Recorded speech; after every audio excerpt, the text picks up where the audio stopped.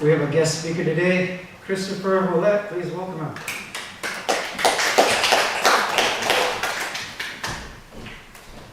Thank you. Hello, good morning. Let's open in prayer. God, thank you so much for your word and for this time, and I ask that you help me to say something that allows us to go home thinking about you and growing closer to you. Amen. It's been very encouraging to leading up to this. I was thrilled Doug asked me, and then the post about me speaking and the nice things they said, I'm now nervous about living up to any of it. Okay, I shouldn't start with this side, but the reckless love and Doug talking about the parable of the farmer who hires people through the day and he pays each of them the same, even though the ones at the end only worked an hour. Literally in high school, I remember a friend of mine telling me that God doesn't work that way. He doesn't save people at the end. That's just stupid. And I'm like, oh no, there was this parable. And I told her that. And this was our sophomore year of high school. For the next 3 years, anytime I saw her, she's like, and that farmer thing is stupid. And it reminded me of, I'm pretty sure it was Tim Keller who said, of all the objections to God, the one that he thought was the most legitimate was, that is far too good to be true. And that's kind of how, I hope she got over that, but that's how she spent the next 4 years of high school. Anyway, okay, thank you. Let's try something. This is the audience participation moment. It's going to be short, but would everybody say word? Word. Say your word. To your word. To your word. Almost there. According to your word. According to your word. It according to your word. It according to your word. Keeping it according to your word. Keeping it according to your word. By keeping it according to your word. By keeping it according to your word. Excellent. Okay, I have a question for you. How can a young man keep his way pure? By keeping it according to your way. Word. Yes. Yes. How can a young man keep his way pure? By keeping it according to your word. That is the beginning of Psalm 119, 9 through 18. And that's what we're going to discuss today. We will go through that whole chunk. Does anybody know Psalm 119? It's the longest chapter in the Bible. We're only doing 8 verses of it, but it is the longest chapter in the Bible. I remember when I was a kid reading a horror book about demons, and at one point the pastor says to somebody, you should read Psalm 119. And I thought, I'm going to get more out of this book by reading that. And I was brand new to any of this. And it was just very, very long. And I didn't understand any of it. And to this, I don't know, maybe I should go back and read the book. I don't even remember what it had to do with anything. But I have, starting there, I've grown to really love this psalm. And the Psalms in general, for those of you who don't know, it's, or a refresher, it's a group of poems or songs that Israel would sing. A lot of them were by King David. There's psalms by Moses, and then there's psalms by characters. You're like, wait, was I supposed to know him? No, he just wrote this psalm. And most of them are just individuals, songs. And one of the cool things about psalms is it is Hebrew poetry. And for the most part, poetry translated from another language is weird because people put structure and stuff in which words they pick, and then you try to translate it and the structure is gone. C.S. Lewis, in his reflections on the Psalms, pointed out that one of the main ways the Hebrew poetry worked was actually by pairing concepts.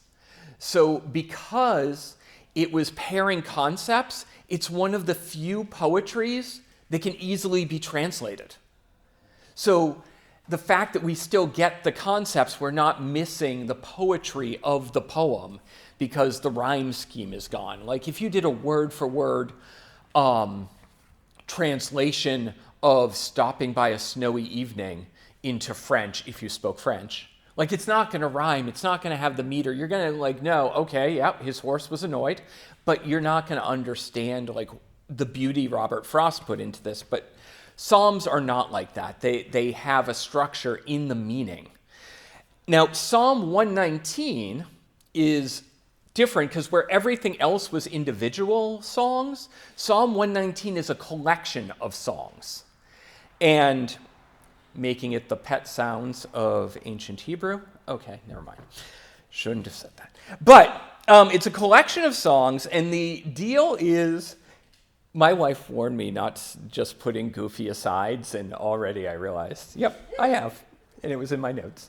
Okay, it's a collection of songs to encourage people into a godly life and to remind you how to live your life for God. And each mini song is 8 lines. Something exciting was happening. Each is 8 lines. And there are 22 letters in the Hebrew alphabet. Each one is a different letter. And the one we're doing, Psalm 119, 9 through 18, is Beth. It's a Hebrew letter. It looks kind of like a backwards F, but in Elvish. And I wrote out the first word of each. I'm not going to try to read it. I don't speak Hebrew. But yes, in the original Hebrew, each letter began with the Beth sound. But, okay, so there's a little background on the Psalms. This one has the point up front and then a pair, and a triplet. So how can a young man keep his way pure? By keeping it according to your word. Now, the first thing, of course, I don't know. Okay, I guess one of us is a young man. Some of us have never been a young man. When you're reading the Bible, just realize that, like, most of the times it's using what we now think of as male pronouns in general, unless it's like, and men do this and women do this. It's not making a distinction. Other times it is, but it's like you just need to know the context. Like if you read the book of Proverbs, the book of Proverbs was parents and grandparents putting this book together so their son could understand how to live his life. So yes, everything in it is like, and as a guy, you should do this. Most of it's still universal, but you just make the mental math when it says a guy should, like at the end, it's about who to marry. And it says, as a guy, you should act like this, and you should look for a woman who acts like this. And I always tell my daughters, like, just reverse that. I saw something recently that said the guy was looking for the Proverbs 31 girl, but the girl's looking for the Proverbs 1 through 30 guy. Anyway.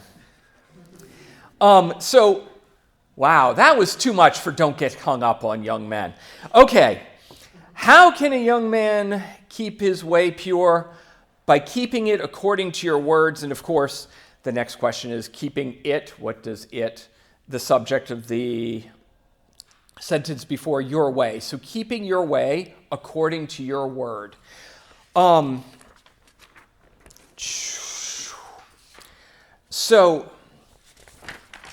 Flipping too early. So how do you do that? The rest of the psalm is going to get into the nuts and bolts. Like right off, if we remember that, how do we keep our way pure? By keeping it according to our word. Now we're going to find out how to do that. The next chunk. With all my heart I've sought you. Do not let me wander from your commands. Your word I've treasured in my heart that I may not sin against you. Okay, so the first thing, as I mentioned, the parallels of the Psalms. The first chunk, with all my heart I've sought you, do not let me wander away from your commands. Your word I've treasured in my heart, that I may not sin against you. So we have the concept in two different ways, and it's almost like back when I was a kid, 3D glasses used to have red and blue, and because they were projecting two different images on the screen. And when you saw the red image in one and the blue in the other, and I realize I'm getting the science slightly wrong, the two images came together and now it looked like the guy in the movie is reaching out to you. That's what the psalm is doing. It's giving you the same thought in two slightly different ways. So when you put them together, you get even more out of it. So the first part, with all my heart I sought you, don't let me wander from your commands. Your word I've treasured in my heart, that I may not sin against you. Now, this part, like these songs are sung to God, which is a fun thing. If you ever are like, I'm stuck in my prayer life, grab a psalm. It's pre-written prayer for you, and it will be weird. It's like, this was written like, over 1,000 years ago? And all of a sudden you're reading it and you're like, oh yeah, that's totally me. But so you're saying this prayer and you are making statements and asking things. What are you agreeing to here? I hope they're okay. Okay.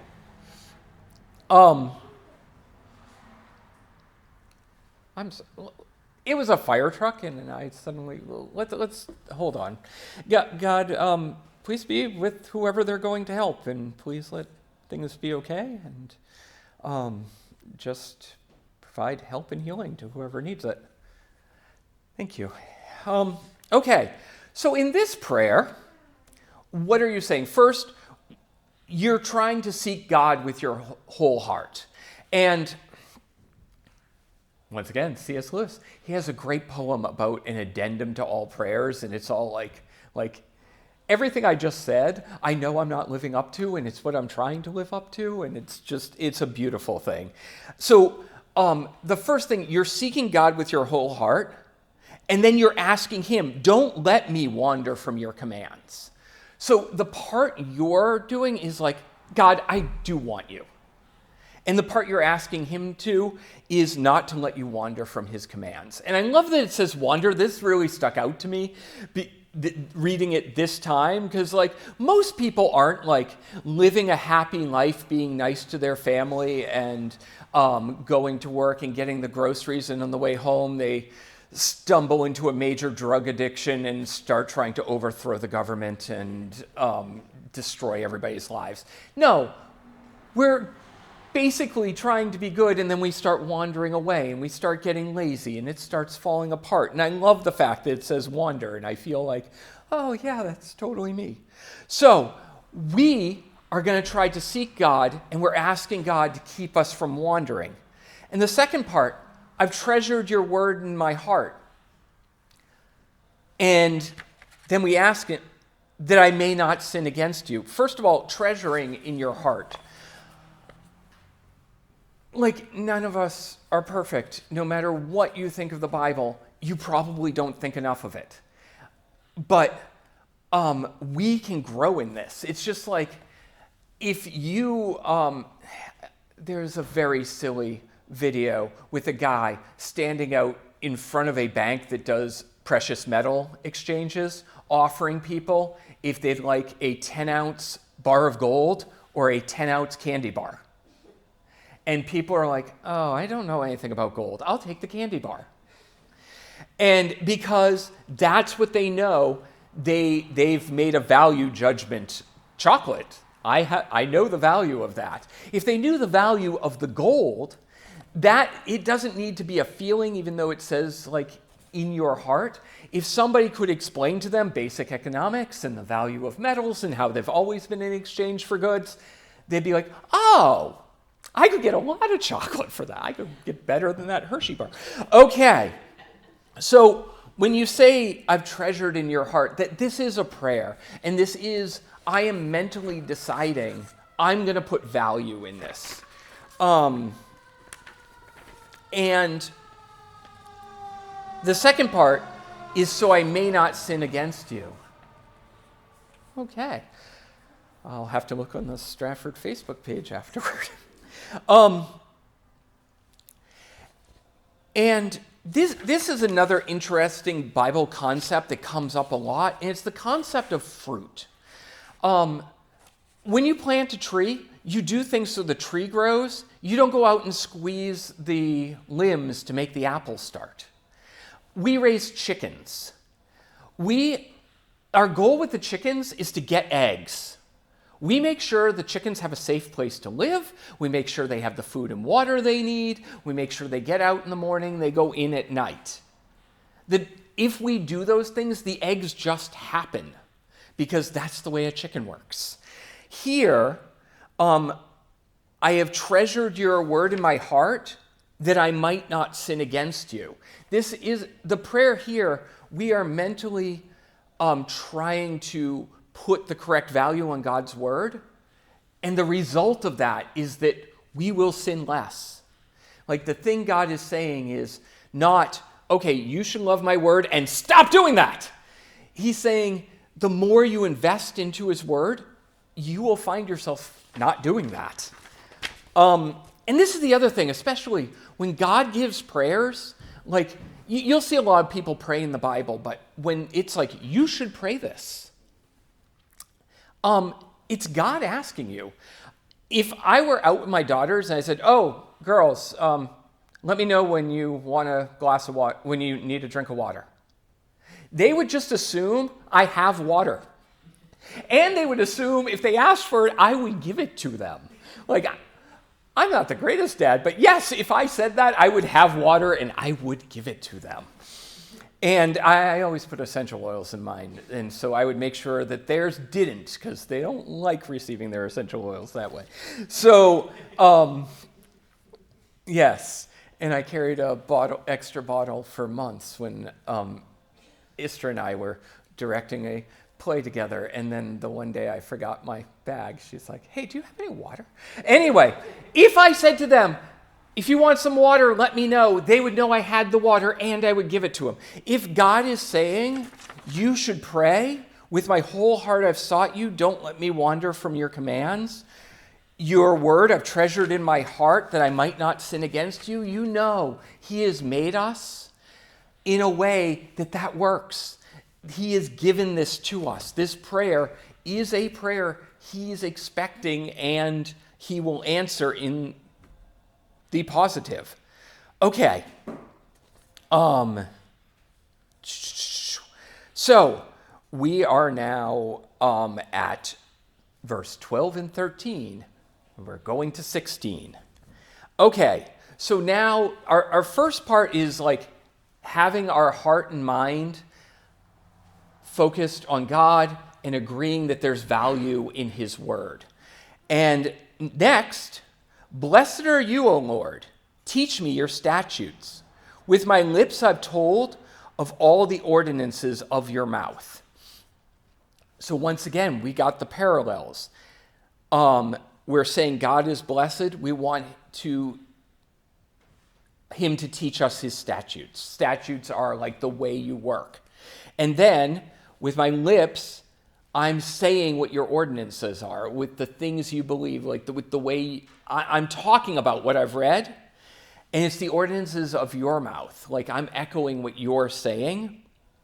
So you're asking God, like you're putting your value in God. You're putting your value in the way God works, and you're asking God to teach you about that, and you're saying what you have learned, which that is an amazing thing. Like, if you read something, you might remember it. If you read something and say, hey, guess what I just read?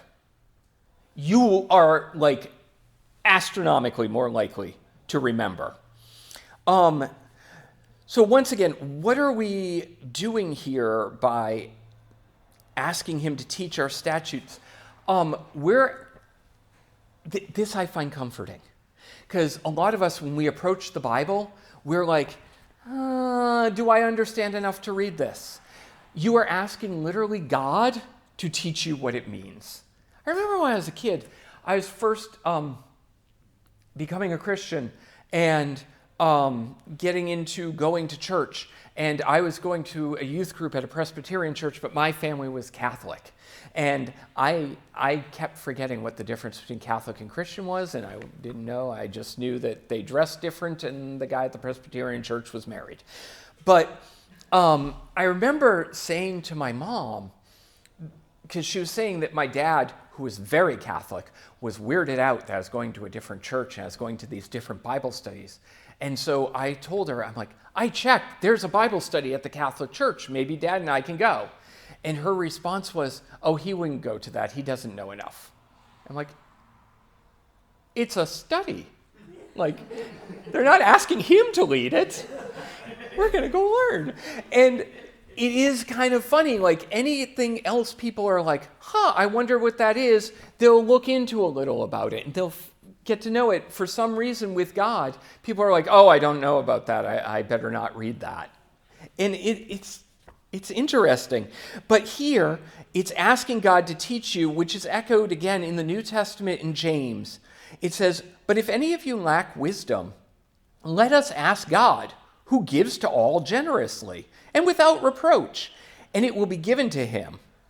But he must ask in faith and without doubting, for the one who doubts is like a surf on the sea, driven and tossed by the wind. So I'm not going to get deep into that, but James is essentially saying, like, if you believe God's there and you believe he knows what's going on, he wants you to know what you need to know. Ask him. It isn't just a one shot in this one psalm. It keeps coming back in the New Testament. We should ask God, what does this mean? Help me to understand it. Help me to connect it to my life. And here's my second aside. This is like footnotes shoved in the middle. For those of you, obviously, my goal with this talk, I want to make sure I get it right, is for you to think, how can a young man keep his way pure? By keeping it according to your word. I want you to either start reading the Bible or read it more. That's it. I am like the car salesman. How can I get you into a Bible this afternoon? So if you're new or relatively new to like doing personal reading with the Bible, here are a few resources that if you don't normally take notes, you might want to hear, but I can get you the information afterwards. It'll be there. But here are some resources that I think are really easy for starting with the Bible. First of all, you guys are here. You have Pastor Doug. I am sure if he was like, hey, if he heard you say, hey, I'd like to start reading the Bible, got any suggestions? He would have them, and he would help you. If you're like, I would like to really get a running start, there is a book. It's a really easy read. I know you can get it on like audiobooks online and stuff. It's called How Not to Read the Bible by Dan Kimball. And it is a little cutesy with its how not to read the Bible, but it was really, I read it very quickly and I was like, wow, this is an excellent, easy to understand summary to get you into it. Okay, so there's Doug, How Not to Read the Bible. And then if you're into audiobooks, I have two suggestions. There are two podcasts online that are excellent if you want to get into the Bible more. One is called the Out Loud Bible. It's Mike Dominy, and he actually is a improv comedian and an actor.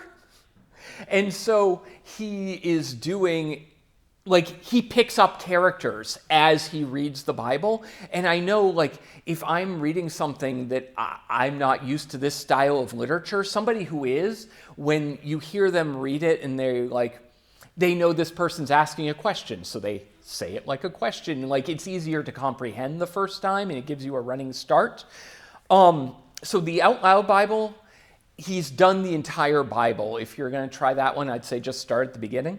The other one, the Commuter Bible, that one has broken up. You can either do the whole Bible, the Old Testament, or the New Testament, and they broke it up over a year, and he only does work days. So it's Monday through Friday, and if there's a holiday, he skips that day. And it just goes through a book at a time mostly. It's usually a book and then a psalm. But if that one sounds right, I'd say just start with wherever he is Monday, and this time next year, you'll have gone through the whole Bible. If you're just going to read it, excellent. That you get a ton from reading it. So what are you going to find? The Bible is all different types of literature. Most of it is stories. A lot of it is history. So it's things that it's saying happened. Some of it is fictional. Like, you will get somebody come in and say, "Hey, king, let me tell you this story about a sheep." It's totally fictional, and he goes into what does that sheep mean, and you are that man, and oh, I love that one. And so you have stories, you have history, sometimes you have lists. Some parts are easier to read than others. I have literally started reading the Bible when I was 16. I am to the point where I kind of like the laws in Leviticus. It took that long. There's still the middle chunk of Job, I have the hardest time going through, or the end of Judges. I don't know. It makes me feel just like I'm watching a really bad 70s exploitation film, and I kind of feel yucky reading the end of Judges. But you're going to have different reactions to different parts because it's different literature, and you're a different person. You might be a history buff, and when they get into listing battles, you're going to be like, yeah! Or you might enjoy romance, and you'll get to Song of Solomon, and you'll be like, this is what I've been waiting for. But the cool thing is, reading it, there are things I wasn't into. I started listening to the Poem a Day podcast, and mostly it's because I started getting into poetry from reading the Bible. Okay, so if you're going to start the Bible, it is going to be different types of literature. Just when you start reading, it will pretty much make you'll understand. If it's saying, and then this happened, and then this happened, it's history. If it's, let me tell you a story, it's a story. And if you get to Psalms, or it says, and here's the psalm Moses said, here's the song Marion sang, you know it's a song. What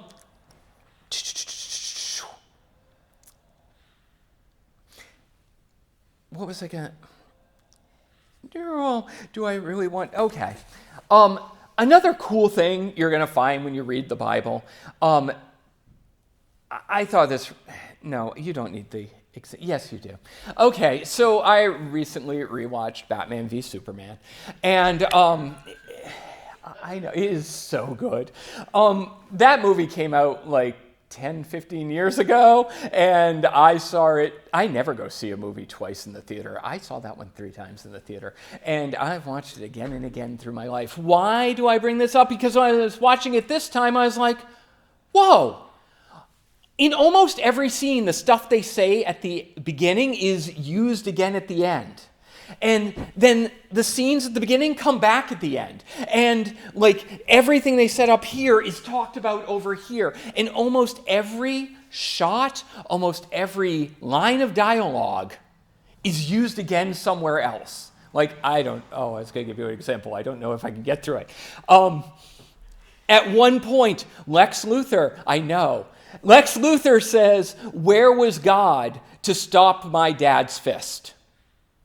And then, at the end of the scene, Lex Luthor, of course, he's mad at Superman. So he's made a giant monster to kill Superman. The giant monster comes out, and the first thing it does is it's just a giant crazed monster. It sees Lex Luthor. It's going to kill the first thing it sees. And it goes to punch him.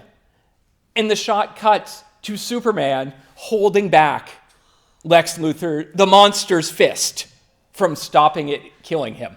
And it's like, it just keeps happening. And it's like, I have watched this movie probably way too much, that every scene I'm like, oh, there's 12 other scenes. I say all that to say I started reading the Bible when I was 17. And I am older than that now. There's this super cool graphic that is just this giant bulk of rainbow, and it's all the places where the Bible references itself. It constantly does this. The more you read it, the more that's going to come out for you. In Matthew, twice, Jesus, once when his disciples come to him and they're like, what do these parables mean? And he explains that they get the meaning. Why? Because they asked him. He's like, to those who have, more will be given. And then later on, he tells everybody a parable about people who are given gifts from God, and some of them use them, some of them don't. And he ends it with, to those who are given, more will be given to them. The more you read the Bible, the more you're going to get out of it. You will, if you go home and read the Bible for the first time today, you will get stuff out of it. You will be like, wow, I did not know that. That is interesting. It's God's word. He will work with you. But as you read it, you're like, why would I keep reading this? I've read this book before. Well, the best literature always rewards more reading. And this literature inspired literally by God is going to be even more rewarding than watching Batman v Superman again. So because of the way God likes to set up images and use them again and again, if you read the Bible, that's awesome. If you're going to start, this is the way I would say start. Bounce from the Gospels to the Old Testament first. Like start with Matthew, then read Genesis, then go back to Mark, and then read Exodus, and then Luke and Acts, and then finish off with John, and then just go through the Old Testament and start back again through the New Testament. And what you're going to see, like, I'm sure, no matter how much you've read the Bible or haven't read the Bible, the first story with people doing something, does anybody know? In Genesis, God makes everything. He makes the first people. What's the first story where they do something? Yes, God says, don't eat from that tree, and they do, because a serpent shows up and says, did God really say that? And you get that image right off. And then you get, like, if you read the gospel without having ever read Genesis, you're going to get a ton out of the gospel. But after you read Genesis, when you read the gospel and you see Jesus goes and starts his ministry, the first thing is he's baptized, and then he goes to the desert where Satan shows up and tempts him and twists what God says to try to get him to sin. And you'll be like, oh, this is what happened there, but it's slightly different. It's parallel, like the Psalms. I'm now getting two versions of the same story, and it's coming together. And I'm not going to make a reference to G.K. Chesterton's The Surprise, but it's an excellent play. Okay, so, and, whoa. So, start reading the Bible. Look at what's in it. Ascribe value to it. Ask God to help you. Do we want to? Yes. 14 through 16. I have rejoiced in the way of your testimonies. If you give a testimony, it's you saying what happened. Like in a legal thing, they're like, give your testimony. You just say what happened. In church, if you give your testimony, it's you telling like something that happened to you because of God. I have rejoiced in the ways of your testimony. The Bible is God telling you what he did, the way things worked, how he was acting. We're going to make a choice to rejoice. Ooh, I didn't mean to rhyme, but that seems very good for a Baptist church. In the ways of your testimony, as much as in all riches. We're going to make a decision that this has value like riches. We're going to try to teach ourselves the same lesson the people in those videos who were offered the gold and the candy bar should have learned. There is value in here, and when you ascribe value to something, you treat it different. I will meditate on your precepts. Now, meditate in America, we immediately think of Buddhists humming and staring at their navel. And meditate means something different in Eastern philosophy than Hebrew literature. Hebrew, it meant think about, ponder. Just the same way I find myself driving down the street going, yeah, he was right there holding back the monster's fist. I'm meditating because I have put value in that story, so it pops up and then I bring it up in weird times. Same thing here. When you read the Bible, think about what you have read. Let it pop up. If you, even if it's just, that's weird. It started the story saying Adam was made from dust, and it ends the story with the serpent's going to lay on his belly and eat dust. I don't know why that's there, but it brought up dust twice. I wonder if that's something. And I have been wondering if that's something for about 3 weeks now. When I noticed it, my whole family has heard about this. Okay, so meditate on your precepts. And regard your ways. I shall delight in your statutes and not forget your word. Statutes are the way you operate.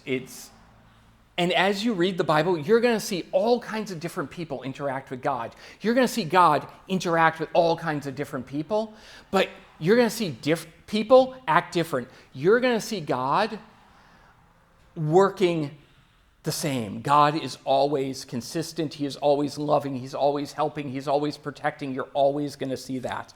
And so you're going to be able to think about, oh, I saw this person do this thing here that was totally different from here, but I saw God come and meet them in the same way.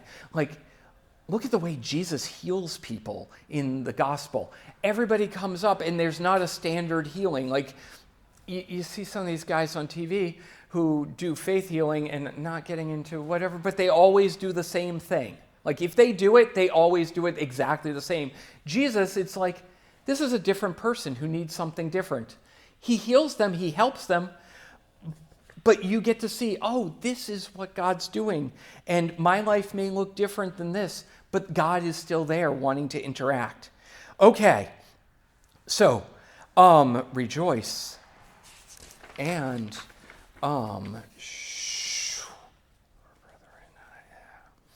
okay, so what have we got here? Let me sum up with the psalm in one chunk, and you can help me with the first line. How can a young man keep his way pure? By keeping it according to your word. With my heart I have sought you. Do not let me wander from your commandments.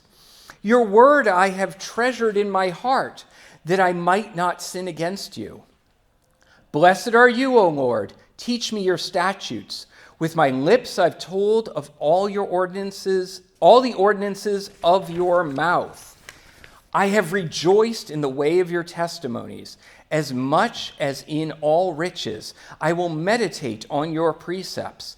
Your ways I shall delight in your statutes. I shall not forget your word. Okay, and I want to end with Paul in Romans says that we should, that's acceptable to God, we should not be conformed to this world, but we should be transformed by the renewing of our mind. Our minds should be being changed, being grown by God. There's a singer, his name is Glenn Galaxy. He's in a band called Soul Junk. If you go check out Soul Junk, you will not like them. I have recommended them to almost everybody I've ever met, and no one has liked them. The only people who I've ever introduced it to who kind of enjoyed them were my kids who started hearing it before they knew what music was, so they were confused and thought this was it. So he writes really weird music. He didn't want to write music like everybody else. So when he made, you know how sometimes you make a playlist, or back in my day you made a mixtape? He would take songs and edit them down and like have the guitar solo go backwards and like chop things up. So like he put some of them online and I tried to listen to them. And it was like he just made, like he'd have one word, repeat 10 times. And he just changed everything about the music. Like I knew what song it was, but it was like, that was never the way I heard it. It sounded like somebody needed to fix the needle in the record player. He did all that so that when he listened to that, the music that came out of him would be different. And it was. We are supposed to not be conforming to this world, but have our mind transformed and renewed. The more you study the Bible, the more you keep your way according to His Word, you will be different. The music that comes out of you will be different. And to some people, they will be like, oh, that's not what I'm used to. And other people will be like, wow, that's what I've been looking for. But all of this, once again, the thing that most excites me, it's the fruit principle. God has given us His Word. He wants to teach it to us. He wants to help us. All the hard things like sticking to His way, not sinning against Him, those are the results. So,